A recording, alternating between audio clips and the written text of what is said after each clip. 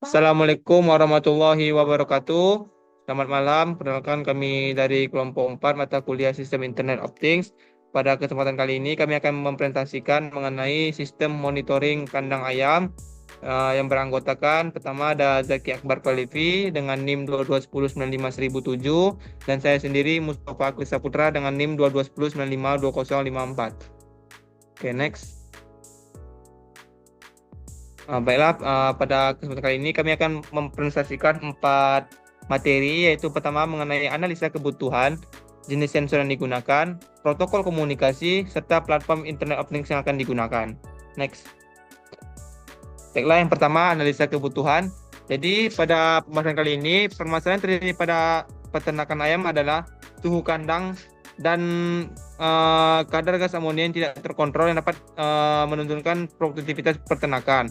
Maka dibuat sebuah solusi, yaitu sistem pemantauan yang berbasis IoT untuk mendeteksi suhu serta gas amonia yang terdapat dalam kandang yang bisa dipantau melalui jarak jauh sehingga bisa membantu peternak dalam menjaga produktivitas peternakannya. Next. Lalu untuk jenis sensor yang digunakan itu ada 2 sensor. Yang pertama itu sensor DHT22. Jadi sensor ini berfungsi untuk mengukur suhu kandang ayam secara digital. Sensor ini sederhana, ekonomis, dan serta mudah diintegrasikan dengan sistem elektronik dan memiliki akurasi yang baik. Lalu sensor yang kedua itu MQ135. Sensor ini digunakan untuk mendeteksi kadar gas amonia yang terdapat dalam kandang. Gas amonia sendiri itu pada kandang dihasilkan dari kotoran ayam itu sendiri. Sensor ini juga memiliki harga yang terjangkau dan efektif untuk pemantauan kualitas udara. Next. Baiklah, untuk pembahasan selanjutnya mengenai protokol komunikasi dan platform IoT akan dijelaskan oleh Zaki Akbar Palevi. Pada Zaki Akbar Palevi dipersilakan. Baiklah, selanjutnya adalah materi yang ketiga, yaitu protokol komunikasi. Untuk protokol komunikasi yang digunakan adalah komunikasi HTTP. Sistem monitoring kandang ayam ini menggunakan komunikasi HTTP untuk mengirimkan data sensor seperti suhu, kelembaban, dan juga konsentrasi gas dari ESP32 ke platform dari yang akan digunakan. Yang akan digunakan yaitu Telegram dan juga Blink. ESP32 berperan sebagai klien yang terhubung ke jaringan Wi-Fi, memungkinkan pengiriman data melalui protokol HTTP.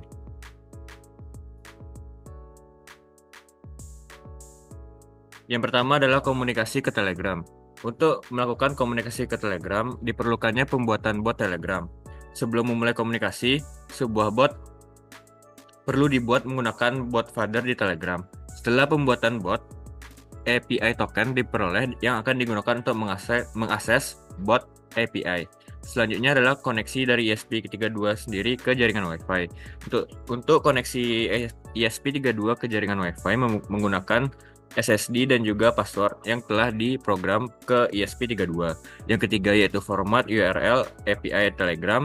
Data dari ESP32 dikirim ke Telegram melalui URL bot API. Di sini token adalah API token dari bot, chat ID adalah ID obrolan yang akan menerima pesan, dan pesan berisi data sensor yang ingin dikirimkan. Selanjutnya adalah pengiriman permintaan HTTP POST. ESP32 mengirimkan data sensor dengan metode HTTP POST menggunakan library http client.h. Data berupa pesan sensor diformat dalam URL dan dikirimkan sebagai permintaan HTTP. Maka di akhir pengguna akan menerima pesan di Telegram. Jika permintaan berhasil, pesan yang berisi data sensor akan diterima di aplikasi Telegram sesuai dengan program yang diatur pada ESP32. Untuk skema penerimaan dari user ke Telegram yaitu ketika user mengirim pesan info kepada bot akan merespon dengan menampilkan data suhu, kelembaban, dan juga data ppm atau gas amonia yang dibaca oleh sensor di kandang ayam. Selanjutnya, jika suhu lebih dari 40 derajat atau ppm lebih dari 200 ppm atau konsentrasi dari gas amonia, maka pengguna akan menerima notifikasi secara otomatis dari Telegram.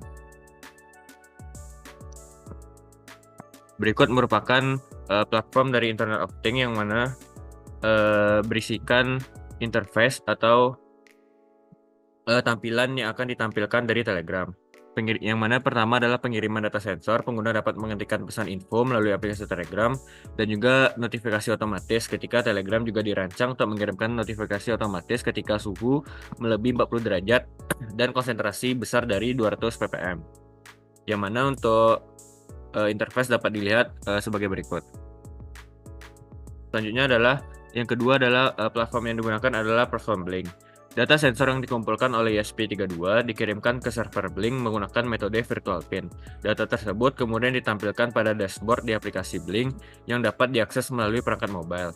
Beberapa komponen yang digunakan di dalam dashboard adalah display untuk menampilkan suhu dan juga display untuk menampilkan gas amonia. Untuk displaynya dapat dilihat sebagai berikut. Yang terakhir merupakan simulasi dari rancangan sistem monitoring pada kandang ayam yang dapat dilihat di slide berikut, yang mana terdapat ESP32, lalu ada 2 LED sebagai indikator, lalu kedua sensor yaitu DHT22 dan juga sensor gas untuk mendeteksi gas amonia, dan juga LCD I2C untuk menampilkan data suhu, kelembaban, dan juga ppm gas. Baiklah, berikut merupakan simulasi dari sistem monitoring kandang ayam yang mana terdapat mikrokontrolernya sendiri yaitu ESP32. Selanjutnya ada 2 sensor yaitu DHT22 dan MQ135 untuk mendeteksi gas amonia. Selanjutnya ada 2 LED berwarna merah yang mana akan aktif ketika sensor mendeteksi data tertentu. Selanjutnya di bawah terdapat LCD I2C yang mana akan menampilkan data secara real time dari suhu ataupun kadar gas amonia yang terdeteksi dari kandang ayam. Berikut merupakan simulasinya.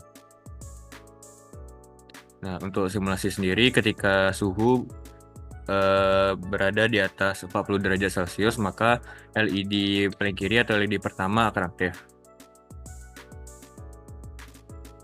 Nah, di sini ketika suhu 43,4 derajat Celcius, LED akan menyala, dan juga di LCD I2C juga menampilkan data suhu yaitu sebesar 43,4 derajat Celcius. Selanjutnya, ketika ppm gas besar dari 200, maka LED yang kedua juga akan menyala. Nah, di sini ketika ppm gas sebesar 253,0 pada LCD I2C ditampilkan, maka LED atau lampu indikator yang kedua juga akan menyala. Baiklah, sekian presentasi dari kami kelompok 4 mengenai sistem monitoring kandang ayam.